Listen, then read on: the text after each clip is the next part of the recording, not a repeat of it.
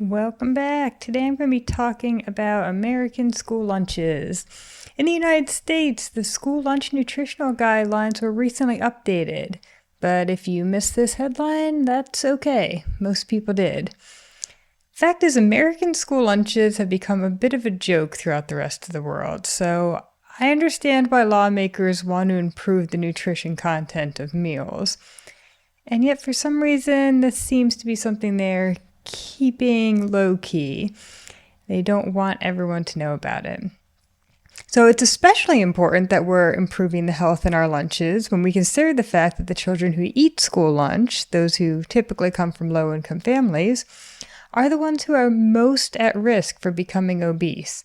So it makes sense that we want to ensure that the food they're eating in school, usually for 2 meals a day, 5 days a week, is setting them up for good eating habits in the future. Unfortunately, that's not what's happening, even with the nutritional standards that we have. So don't get me wrong, I love that we have these nutritional standards in place for our children.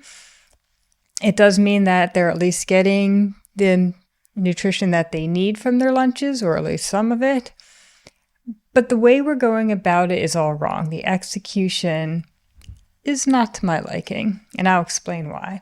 But first, let me just explain what the new nutritional standards are and compare that to what they were before.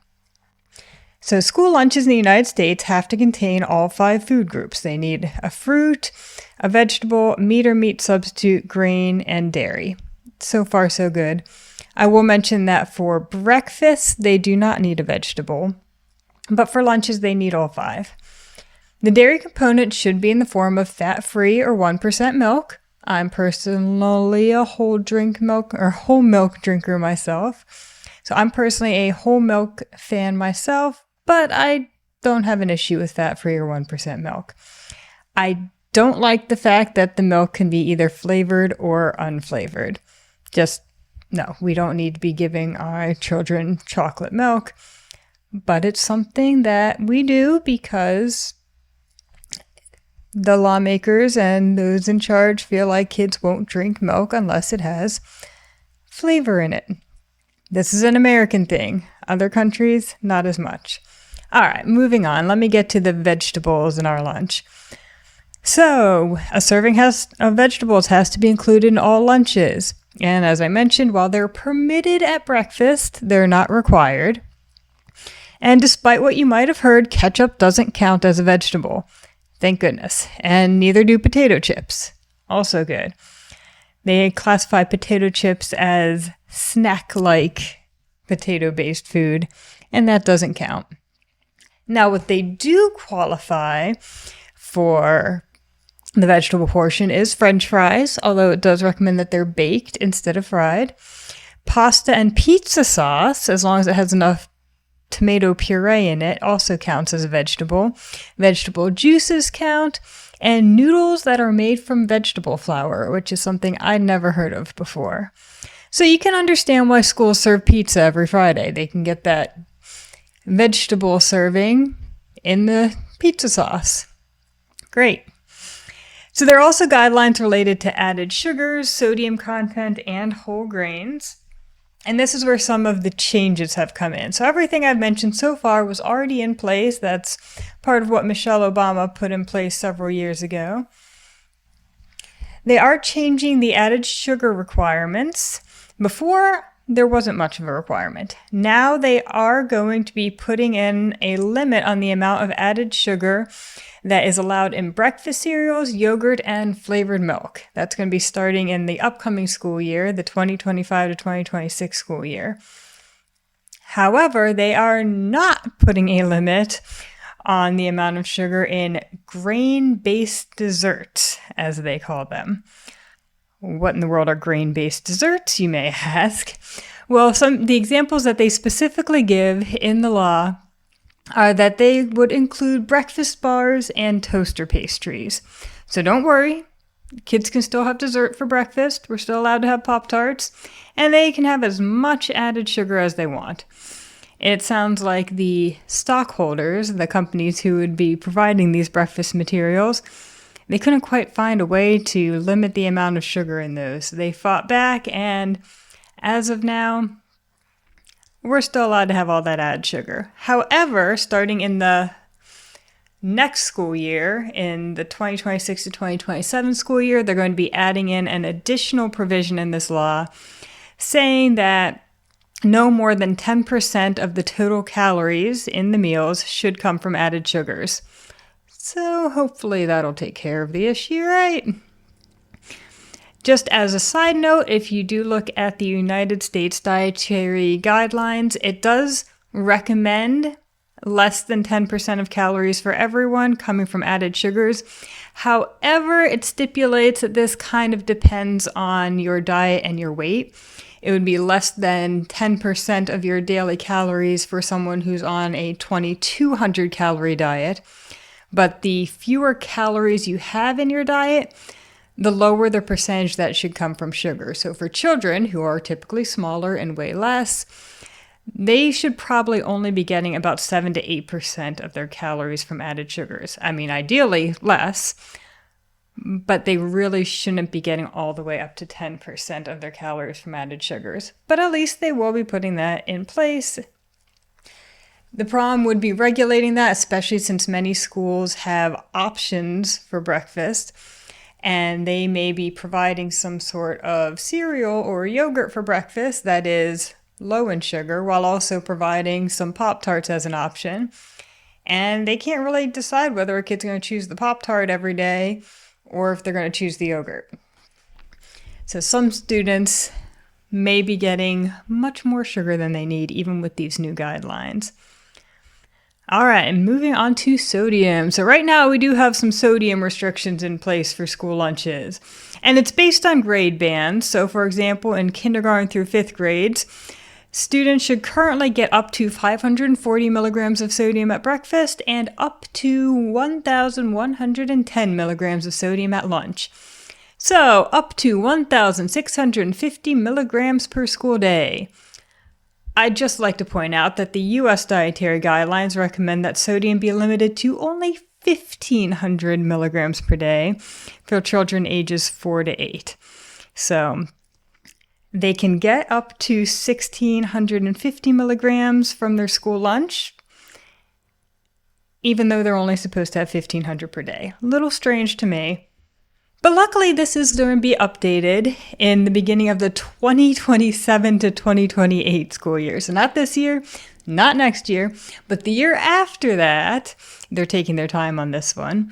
Those limits are going to be changing, and students in grades K to 5 can soon have only 485 milligrams of sodium for breakfast and 935 milligrams at lunch, which would be up to 1,420 milligrams total per day, per school day, which is slightly less than the 1,500 per day limit.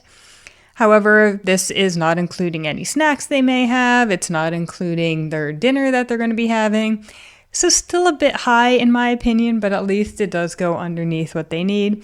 The guidelines are a little different. They do have higher guidelines for higher grade levels, but it's a similar pattern. They're still giving more sodium than necessary.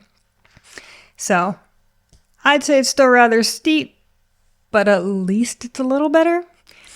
All right, and finally, last thing they're not really changing, but what's already in place, is that 80% of the grains served must contain at least 50% whole grain, and the rest is enriched grains. So a lot of percentages just saying that we're going to try and hide whole grains in these foods. It doesn't all have to be whole grain, not 100% whole grain, just 50% of 80% of the stuff. That's what they're saying there. So they want to hide those whole grains in there so that kids will be getting their whole grains. I guess it's good that they're getting some whole grain, better than nothing. In fact, there are several snack foods and cereals out there that are specially formulated just for schools. So for example, foods like Lucky Charms that are served in school will have a higher percentage of whole grain than the ones you would find at the supermarket.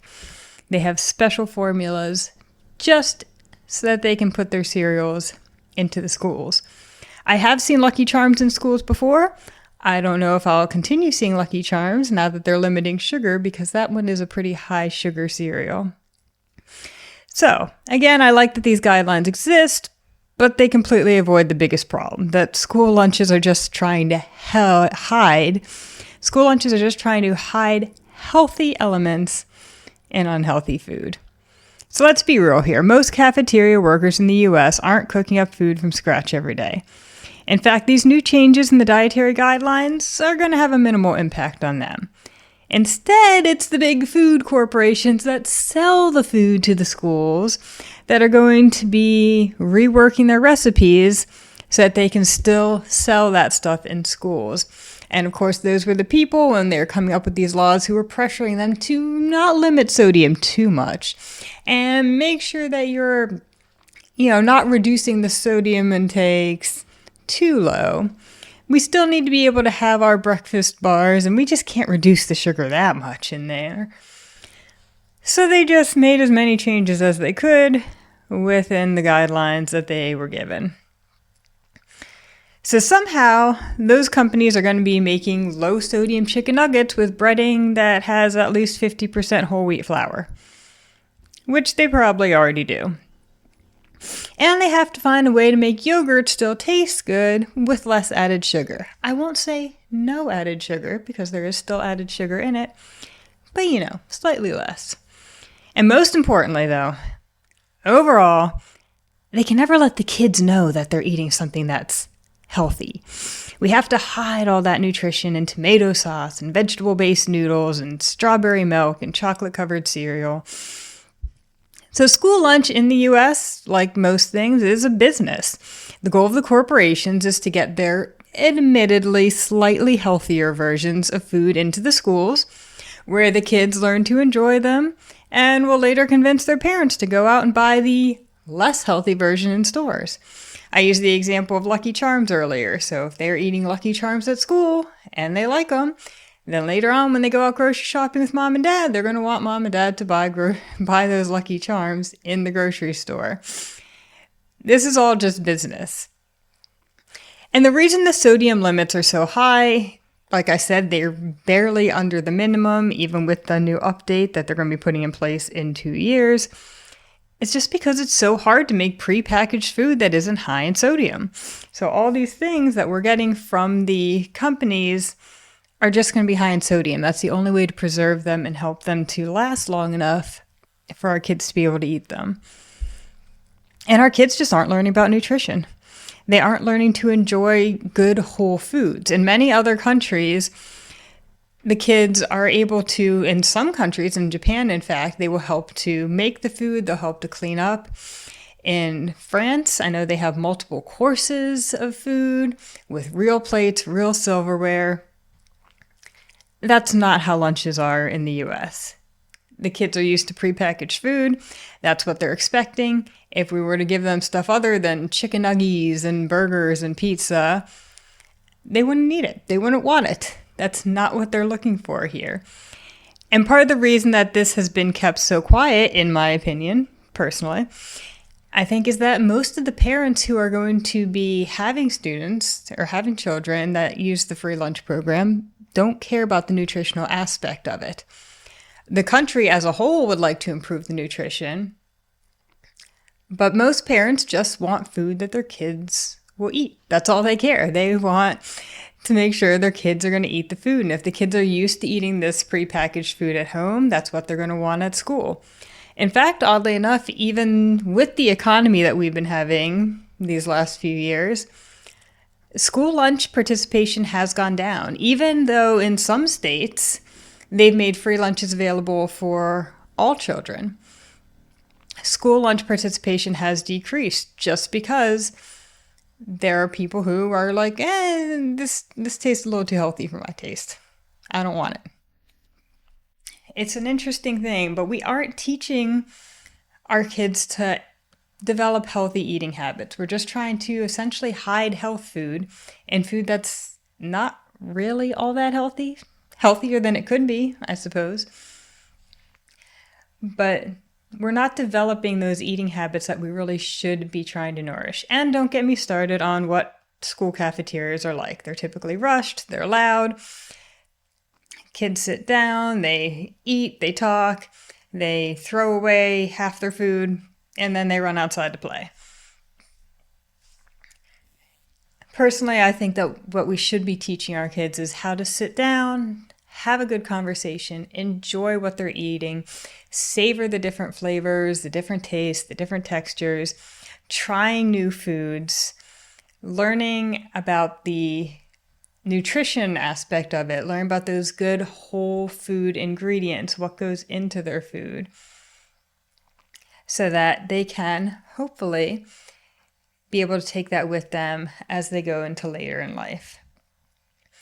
So I do like the fact that they've updated the health conditions. I would like them to be better, but I'm glad they are updated. One thing I do think that in the future it would be wonderful for our schools to start implementing is good whole food meals and teaching students just how the food is made, where it comes from, and what those health benefits are. But that's just my opinion. Let me know what your thoughts are in the comments down below. And now, go have a wonderful day.